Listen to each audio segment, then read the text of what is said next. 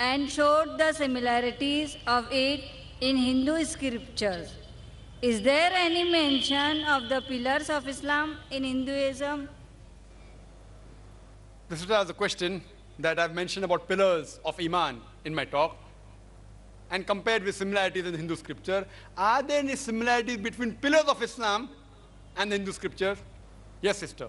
Time didn't permit me to speak about all the similarities. We can speak for days together.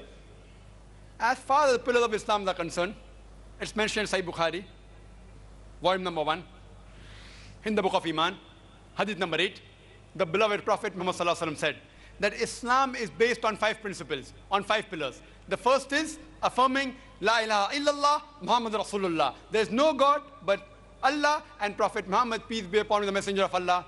The second is establishing salah. Third is zakat, charity. Fourth is som, that is fast in the month of Ramadan. And fifth is pilgrimage to the city of Makkah once in a lifetime. These are basically 5 pillars. The first one, about one Allah subhanahu wa ta'ala and the final messenger Muhammad sallallahu alaihi wasallam, I have already discussed in my talk. Regarding the second pillar of salah,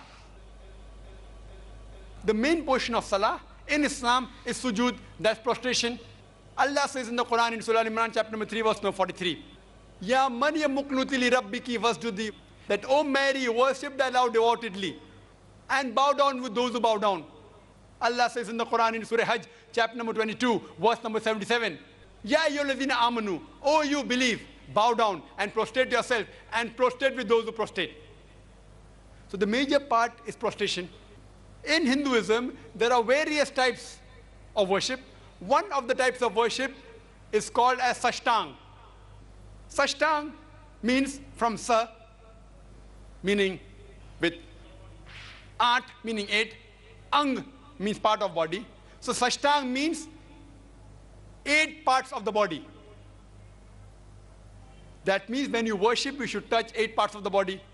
Now if you analyze, the best way a Hindu can do Sashtang is the sujood we do in Salah.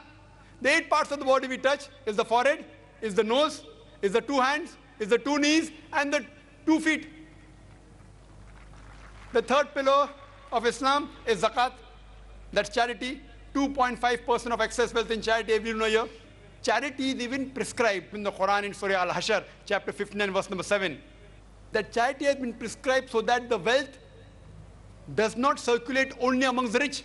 This is exactly what is mentioned in Rig Veda, book number 10, hymn number 117, verse number 5. That give charity to the poor. And you may never know, today you're rich, tomorrow you may become poor. And wealth circulates like the wheels of a chariot. Same thing as Islam. Pillar number 4, Som. That means fasting for the complete lunar month of Ramadan. Abstain from food and drink from dawn to sunset. Hinduism has various types of fasting. One type of fasting mentioned in Manusmriti, chapter number 6, verse number 24, is fasting for 1 month. Fasting is further mentioned in Manusmriti, chapter number 4, verse number 222, and Manusmriti, chapter number 11, verse number 204. The 5th pillar is Hajj. That every adult Muslim who has the means to perform Hajj should at least perform Hajj, that is pilgrimage to the holy city of Makkah, in the month of Hajj. There are various types of pilgrimage in Hinduism. One type is mentioned in Rig Veda, book number 3, hymn number 29, verse number 4. It speaks about Ilaispad, a tirtha, a place of worship called as Ilaispad. Ila means Allah, Spad means place. So Ilaispad means a place of God. And it says it is in the center of Prithvi, earth. And we know that Makkah is the center of the world. So Veda says one place of pilgrimage is the house of Allah. We call it Baitullah, which is in the center of the earth. And further, if you read in Rig Veda, book number 3, hymn number 29, verse number 11, it speaks about Narashanksa, about Prophet Muhammad Sallallahu Alaihi Wasallam. So this place of pilgrimage is nothing but Makkah. And if you open and read the Sanskrit dictionary, it says Ilaispad means a place of God, a place of Tirtha. Mecca pilgrimage is also mentioned in Rig Veda, book number 1, hymn number 128, verse number 1. These were in short the similarities between Hinduism and the pillars of Islam.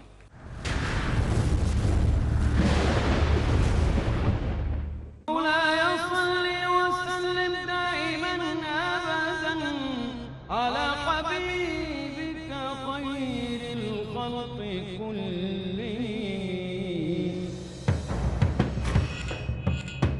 In every job that you do, you want to be the best that you can be.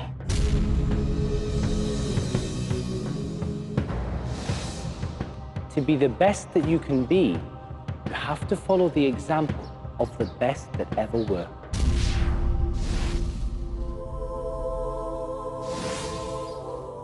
When it comes to da'wah, there is no better example than the example of those men whom Allah chose to do the best of jobs.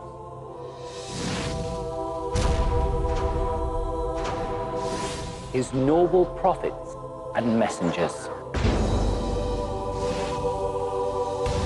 Join me, Muhammad Tim Humble, as we study together the methodology of the Prophet in da'wah.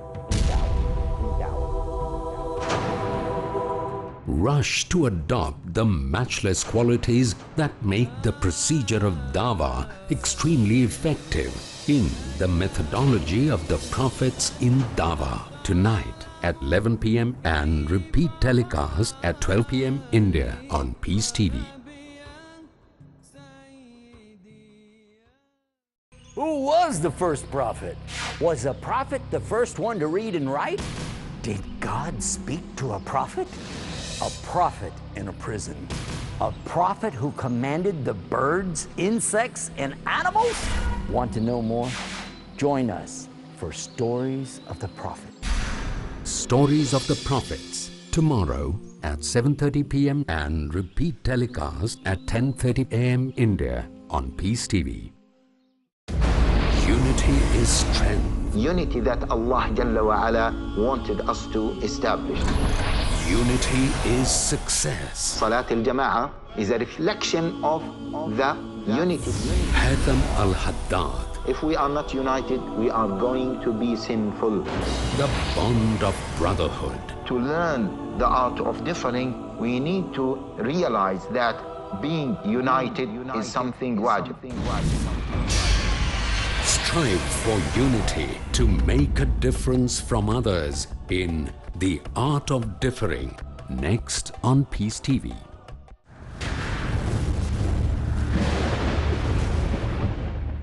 Yes, brother. Sami Khatib